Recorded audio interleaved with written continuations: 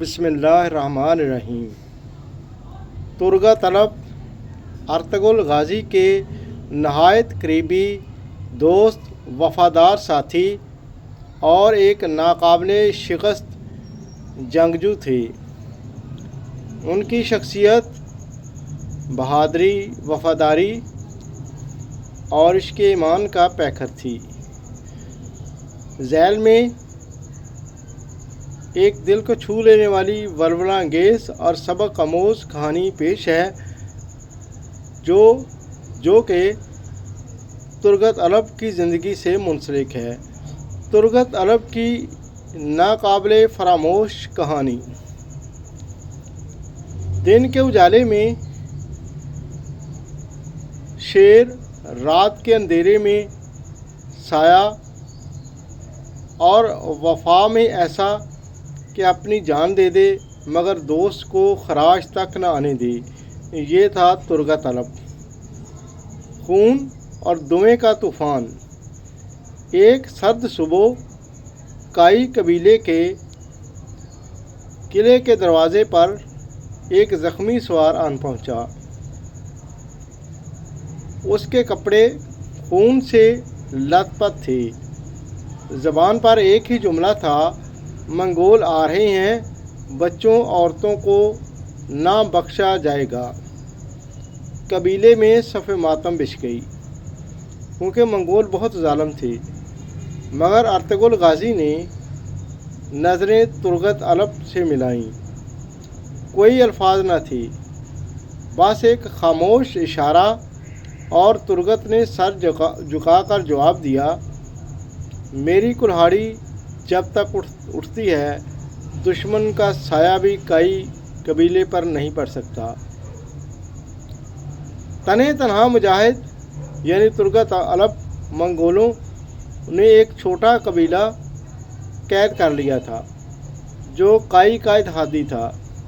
Ertugrul Ghazi نے مشورہ کیا، کیا ہم ان بے گناہوں کو بچا سکتے ہیں؟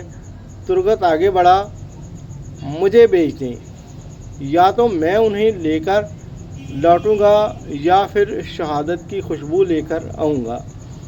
ترغت نے اندھیری رات میں دشمن کے قید خانے پر چھاپا مارا، اکیلا، صرف ایک کلہاڑا اور اللہ کا نام، یعنی وہ اللہ کا نام لے کر اکیلا ہی دشمن پر ٹوٹ پڑا۔ وہ منگولوں کے بیچ جا گھسا، خون کی ندیاں بہنے لگیں اور قیدیوں کو آزاد کر کے زخمی مگر سربلند واپس لوٹا۔ آزمائش کا وقت۔ ایک دن منگول سردار نے کائی قبیلے کو پیغام بھجوایا، اگر ترغت طلب خود ہمارے حوالے کر دیا جائے تو ہم قبیلے پر حملہ نہیں کریں گے۔ قبیلے میں فتنہ اٹھا۔ ترغت ہی تو وجہ ہے اس دشمنی کی، اگر ہم اسے دے دیں یعنی منگولوں کے حوالے کر دیں تو سینکڑوں جانیں بچ سکتی ہیں۔ یہ کچھ لوگوں کی رائے تھی، کائی قبیلے کے کچھ سرداروں کی، جو ترغت طلب کی بڑھتی ہوئی مقبولیت سے خوفزدہ تھے۔ ترغت نے سنا، خاموش رہا، مسجد میں جا کر سجدے میں گر پڑا، یا رب، اگر میری قربانی سے قبیلہ بچتا ہے تو میں حاضر ہوں۔ لیکن ارطغرل غازی اپنے بھائی جیسے ساتھی کو کیسے چھوڑ سکتا تھا؟ اس نے بلند آواز میں کہا، ہم ترغت کو نہیں چھوڑیں گے، بلکہ دشمن کو ایسا جواب دیتے ہیں کہ وہ نسلوں تک یاد رکھے گا۔ حق کی جنگ شروع ہو گئی، یعنی چھڑ گئی۔ منگولوں کی فوج طاقتور تھی، مگر ترغت کی کلہاڑی آندھی کی طرح چلی۔ ہر وار میں اللہ اکبر کی گونج، ہر قدم پر دشمن کا خون۔ ایک موقع پر دشمن نے پیچھے سے ترغت پر حملہ کیا۔ بامسی جو قریب ہی لڑا تھا چیخ پڑا، ترغت!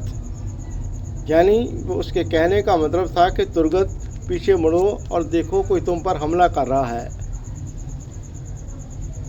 مگر ترغت نے خود کو بچا ہی لیا۔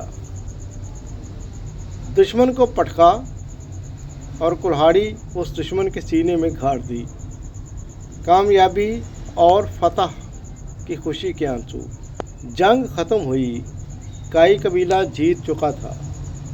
मंगोल पसपा हो गए, मंगोल हार कर चले गए।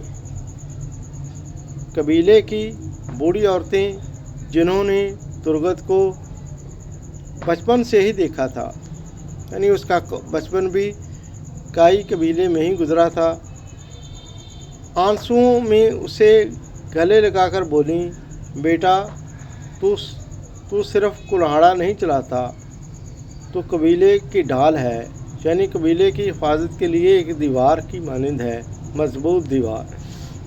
तुर्गत ने नज़रें झुकाकर सिर्फ इतना कहा, मैं कुछ नहीं, जो कुछ हूँ अर्तुगरुल गाजी का सिपाही हूँ। यानी उसके कहने का मतलब था कि मैं अर्तुगरुल गाजी का सिपाही होने पर मुझे फ़ख्र है।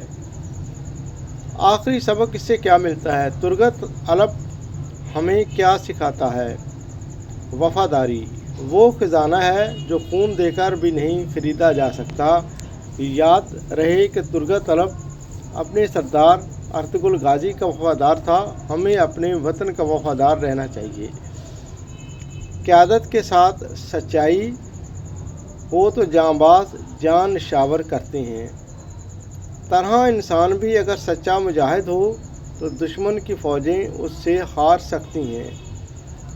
तुर्गत अलप का कुल्हाड़ा सिर्फ हथियार नहीं, एक पैगाम है। बातिल के ख़िलाफ़ चुप न बैठो। इस कहानी से ये सबक मिलता है कि तुर्गत अलप अब भी ज़िंदा है। कहते हैं कि तुर्गत अलप की कब्र आज भी तुर्की में मौजूद है। लोग वहाँ जाकर फातिहा पढ़ते हैं क्योंकि वो मरा नहीं, ज़िंदा है। तुर्गत ज़िंदा है क्योंकि तुर्गत ने शहादत पाई थी। हर उस दिल में जो जुल्म से नफ़रत करता है और हक़ के लिए लड़ता है वो ज़िंदा है। तो तुर्गत अलप की ये कहानी थी। तो जिसको भी ये कहानी अच्छी लगे वो moral Urdu story channel for you को सब्सक्राइब, वीडियो को लाइक, शेयर और एक अच्छा सा कमेंट करें। एक नई अच्छी वीडियो के साथ आपके साथ फिर मिलेंगे। अल्लाह हाफ़िज़।